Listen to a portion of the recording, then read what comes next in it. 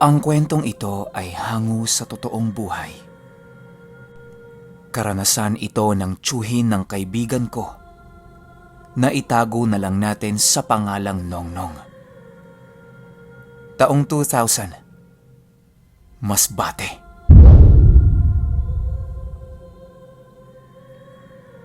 Itong mga panahong ito, kasalukuyang nag-aaral si Nongnong bilang 3 taon sa kolehiyo. Maraming barkada itong si Nongnong dahil magaling itong makisama. Di ito madamot sa anumang meron siya, lalong-lalo na sa pera.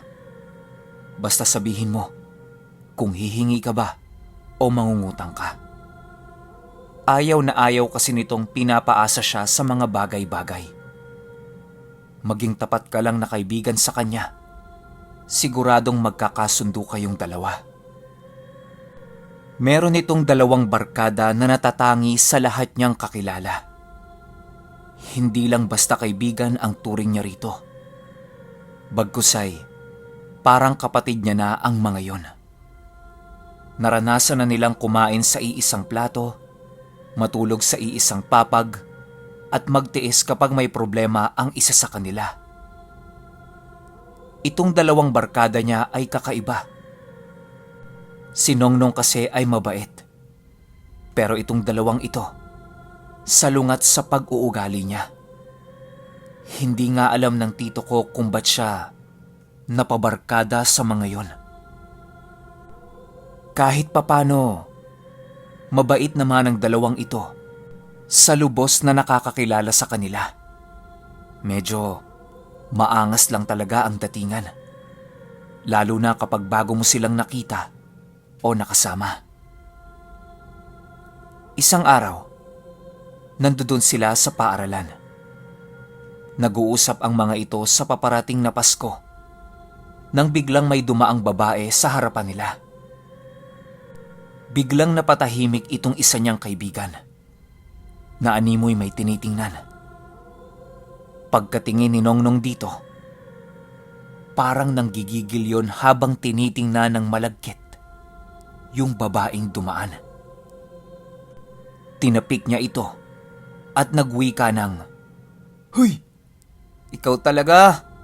Basta babae, nakakalimutan mong may kausap ka." Pangiti-ngiti lang yon. Sabay dinagdagan ng kasama nila ng, "Pre, wag na yan. May kasintahan na yan eh." "Eh ano naman? Asawa nga naaagaw. Yan pang kasintahan lang." Papiloso pong sagot nito. Hinayaan na lang nila at binago na lang nila ang paksa ng kanilang usapan. Bale, tungkol yon sa plano nila sa darating na Pasko. Lalong-lalo na sa darating na simbang gabi. Matapos ang ilang oras nilang pag-uusap, naghiwa-hiwalay na ang mga ito. Ilang araw din matapos yon, hindi na muna sila nagkita-kita. Madami kasing ginagawa ang bawat isa sa kanila. Itong si Nongnong, naghahanda ng kanyang mga proyektong ipapasa. Medyo abala din siya sa mga gawain sa bahay, lalong-lalo na sa negosyo ng tatay niya. Nagtitinda kasi sila ng kalan at kung ano-ano pa. Bilang may isip na itong si Nongnong, hindi na nito hinahayaan na utusan pa siya ng kanyang ama. Pagbakanteng oras niya, naglalako siya ng mga kalan. Mas gusto niya kasing mapadali ang pagpasok ng pera kesa wala na lang gagawin maghapon. Kinaumagahan, nagbalik na itong si Nongnong sa paaralan niya. Agad-agad naman siyang nakita ng 2 niyang kaibigan na animoy hinihintay siya nito. Yung isa agad siyang tinawag. "Uy Nong! Ano na? Anong plano natin?" Wika ng isa. "Mamaya mag-uusap tayo. Ipapasa ko lang to." Sabay pakita ng mga proyekto niya habang pumapasok ng klase. Yung isa, abala sa pagkain ng binili nito sa kantina. Matapos ang klase, Nag-usap na ang mga ito tungkol sa plano nila sa darating na Pasko. Di pa man din nakakaupo itong si Nongnong, agad siyang inakbaya ng isa at pagmamayabang na sinabi nito na, "Uy Nong, natandaan mo ba yung babaeng dumaan sa atin ng Huwebes?" "Oo, bakit?" "Binugbog ko ang kasintahan nun. Ang angas kasi. Kaala mo kung sino?" Sabay tawa nito habang umuupo sa kanila. Hindi na nila to pinansin kasi mas gusto nilang marinig ang bawat plano nila sa darating na Pasko. Lalong-lalo na sa simbang gabi. Nagkasundo-sundo na nga sila sa kanilang plano hanggang sa paglabas nila ng paaralan. Nagulat yung dalawa. Yung isa niyang kasama ay biglang sinapak ng isang estudyante. Agara naman ang paglusob ng tatlo pa nitong kasama. Yung barkada nitong si Nongnong nalaglag sa imburnal habang pinagtutulungan ng mga kaaway nito. Siyempre, di papayag itong dalawa. Agad naman silang lumusob upang pagsasapakin din ang mga yon. Ang nangyari, laking gulo ang nagawa nitong pito. Papalapit na sana ang gwardya nang masipat ito ni Nongnong habang inuupakan niya ang isa dito. Dali-dali niyang sinabihan ng kaibigan niya ng, "Pre, andyan na si Manong! Sibat na tayo!" Sigaw na sabi ni Nongnong habang sinasapak pa nito ang nakadakip niyang kaaway nila. Dali-dali namang inakay ng barkada niya ang isa. Grabeng bugbog ang inabot nun sa katawan dahil siya lang talaga ang pinagtuunan ng atensyon ng dalawa nilang kaaway. Yun pala, yun ang kasintahan na binugbog niya nung Huwebes. Binalikan sila nito upang maghigante. Si Nongnong, nadamay lang naman eh. "Sinabihan ka na namin eh! Di ka kasi nakikinig!" Wika ni Nongnong habang pinapagalitan niya ito. Di yun kumikibo kasi alam niyang galit na si Nongnong eh. Kung di nyo kasi naitatanong, itong si Nongnong ay may kalakihan din ng katawan. Normal yun kasi gumagawa sila ng kalan tapos naglalako pa siya. Di naman basta-basta ang paggawa ng kalan kasi nangangailangan talaga ang trabahong yon ng lakas ng katawan. Sumapit na nga ang Disyembre. Ito na ang pinakahinihintay ng magbabarkada. Simbang gabi ang pinapakay nila sa buwang ito. Alam nyo naman, di ba? Kapag simbang gabi ay maraming nagsisipuntahan sa simbahan. Masakit mang isipin, pero di lahat ng nagsisimba dyan pagpupugay sa Diyos ang ipinunta. Ang nakakapagtaka lang dito sa tatlong ito, nagsisimbang gabi tapos nagmimisa de galo pa sa umaga. Grabeng pagsisimba kung iisipin at talagang malalaman agad na di simba ang pakay nila. Unang simbang gabi ay galak na galak itong magbabarkada. 4:00 pa lang, nakatambay na ang mga ito sa simbahan. Yung simbahan kasi na pinupuntahan nila, di naman gaanong kalakihan. Pero meron yung malawak na lupa na kung saan pwedeng tumambay ang maraming tao. Mapayapa din sa lugar na yon tuwing walang simba dahil tanging paghuni lang ng ibon ang iyong maririnig.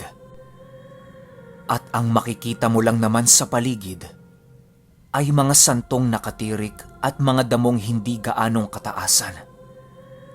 Bale itong sila Nongnong, nakapwesto sa may hagdan. Tila ba mas pinapalala lang nito ang kanilang mga kasalanan. Ang tanging ginagawa lang nila ay yung pagtingin sa mga babaeng andi dito. Doon na halos sila mahilo sa kakaikot ng mga paningin nila. Yun lamang kasi ang pakay nila doon eh. Makalipas ang ilang minuto, oras na upang mamahagi ng ostya ang pare. Itong dalawa, walang pag-aalangan ay tumungo na ang mga yon papasok sa simbahan. Kakain sila ng katawan ng Diyos. Itong si Nongnong, hindi na sumama. Hindi pa kasi siya nakakahingi ng kapatawaran sa mga kasalanang nagawa niya sa pamamagitan ng kumpisal. Noong bata pa lang kasi siya, lagi siyang pinapayuhan na huwag kakain ng ostya pag hindi ka nakakahingi ng kapatawaran sa itaas. Dahil mas lalong madodoble ang kasalanan mo. Matapos mamahagi ng katawan ni Kristo, bumalik na ang mga yun. Kumakain pa nga lang ay nagtatawanan na ang mga ito. Tila ba, di nila binibigyan ng pag-iingat ang kanilang kinakain. Niluluwa-luwa pa yon at binabalik-balik sa bibig. Samantalang, may nasisipat itong si Nongnong na matandang nakabelong puti. Nasa labas yon ng simbahan at walang pagdadalawang isip. Lumuhod yon kahit maraming nagsisitaas ang bato sa labas. Gulat na gulat itong si Nongnong. Hindi na niya pinagtuunan ng pansin ang usapan nitong dalawa dahil nakatuon na ang wisyo niya sa matandang yon. Hanggang sa kinalabit siya nitong isa. Uy, Nong! Yung gusto mong babae nandito oh. Wika ng isa habang kumakain ng ostya. Tiningnan niya yon at nagulat siya. Gandang-ganda kasi si Nongnong sa babaeng yon. Hangang-hanga talaga siya doon. Kasi matalino din yon. Tapos maganda pa. Sumapit ang 25 araw ng Disyembre. Araw ng Pasko. Umaga pa lang andun na sa bahay nila Nongnong itong dalawa. Bale, parang kaparte na din kasi ito ng pamilya nila. Hindi na nahihiya eh. Pumapasok na yon kahit saang sulok ng bahay nila. Di naman alintana ng pamilya nitong si Nongnong ang mga ginagawa ng barkada niya. Kasi matalik ding magkakaibigan ang mga magulang nila. Hanggang sa sumapit ang gabi at nagpaalam na itong si Nongnong na pupunta siya sa isa niyang barkada. Doon siya magpapalipas ng Pasko. Dahil yon ang napagkasunduan nilang tatlo.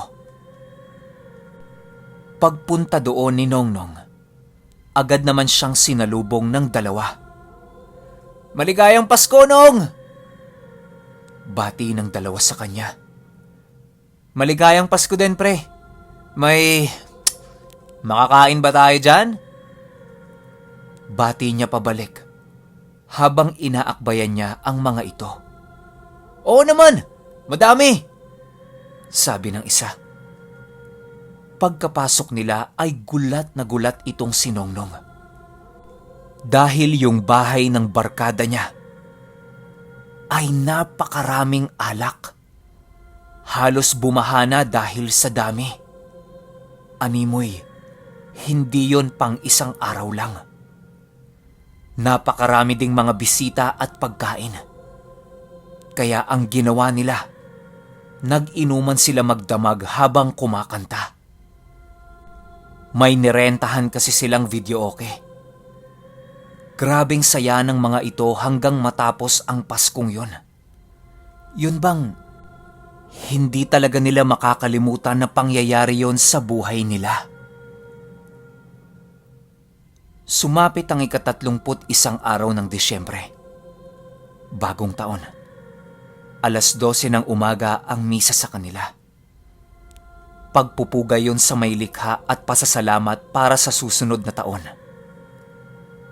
Itong tatlo, hindi magpapahuli sa ganong selebrasyon. Magbabandang 9:00 pa lamang ng gabi, nandun na ang mga ito sa simbahan. Ganun pa rin ang ganap. Hanap ng mga nagsisigandahang dilag. Hanggang sa sumapit ulit ang oras ng pagbibigay ng ostya ng pare. Siyempre, di papahuli yung dalawa. Kasi nakumpleto nila ang simbang gabi na kumakain nun. Itong si Nongnong, di talaga kumain. Kasi nga di pa siya nakakapagkumpisal. Hinayaan niya lang ang mga ito. Pero ang hindi niya alam, yun ang huling pagkakamali na ginawa ng barkada niya.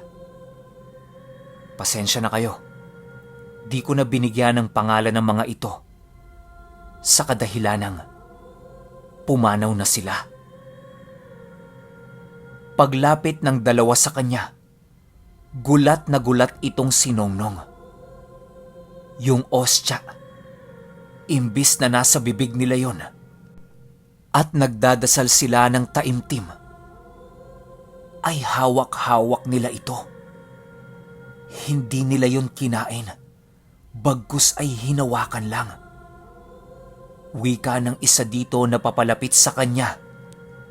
Katawan ni Kristo! Macho!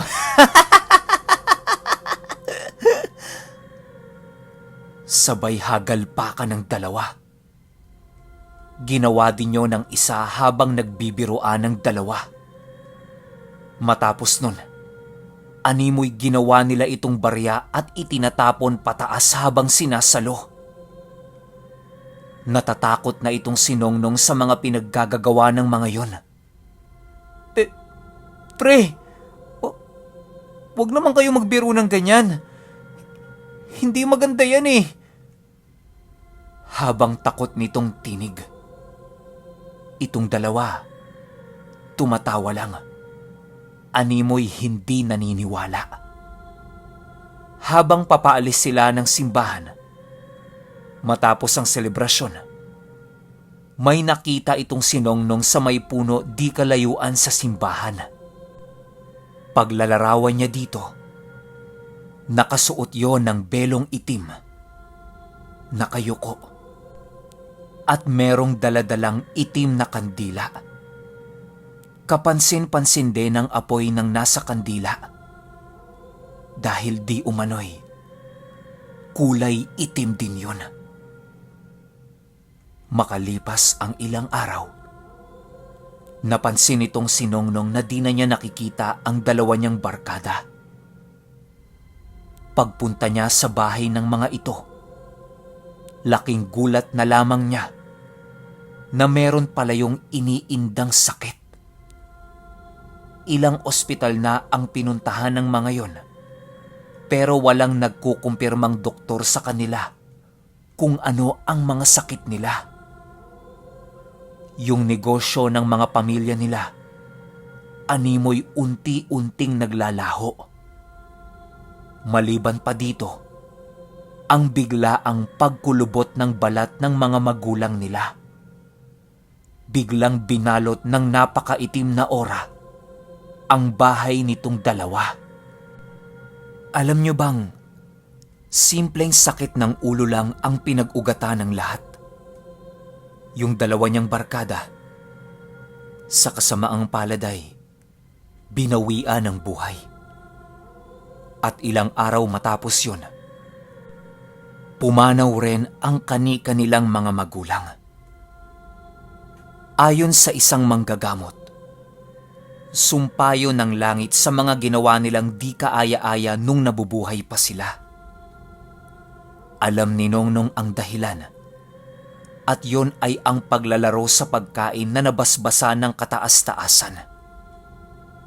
Patunay lang ito, napaalala sa atin na kahit ang Diyos ay marunong magparusa ng buhay.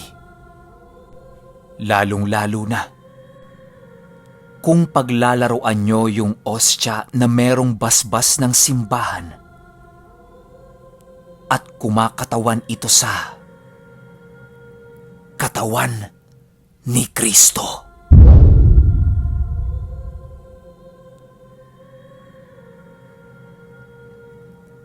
Okay, opinyon ko sa kwento.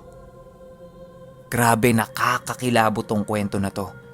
Sobrang nakakatakot to kung hihimayin nyo yung bawat ganap ng kwento. Lalo na nung umabot hanggang sa ending. Grabe, hindi siya tungkol sa mga typical na kinukwento ko na mga aswang, engkanto, multo. Pero yung pagmamak o yung pag-aasar natin sa mga ginagalang at sinasamba ng ibang tao, yun ang mas nakakatakot. 'Di ba? Kasi hindi mo naman alam yung pwedeng mangyari sa'yo eh. Lalo pa yung inaasar ninyo, milyon-milyong tao yung sumasamba at naniniwala. Tapos kayo iilang piraso lang. Malamang sa malamang, talagang tatamaan kayo ng kamalasan kapag ginawa nyo yun. Ang maipapayo ko lang, lagi ko naman sinasabi kahit nung bago pa lang yung channel ko, respeto. Respeto nyo yung paniniwala ng ibang tao. Sumasambayan sa batong panghilod. Irespeto nyo yun kasi paniniwala niya yun eh. Kahit na alam nyo naman kung para saan yung panghilod, di ba? Huwag na kayo magbigay ng kung ano pang komento. Hayaan nyo na lang. Pwede nyo namang hindi na lang pakinggan kung ano yung sinasabi niya tungkol sa batong panghilod eh. Di ba? Tulad nito, yung mga asong naririnig nyo. Yan, nire-respeto ko sila. De, biro lang. Pero yun nga, respeto. Magbigay tayo ng respeto sa bawat paniniwala ng individual. Walang mawawala sa atin. Hindi tayo mamamatay o magkakasakit. Yun lang. Hanggang sa susunod na kwento. Salamat.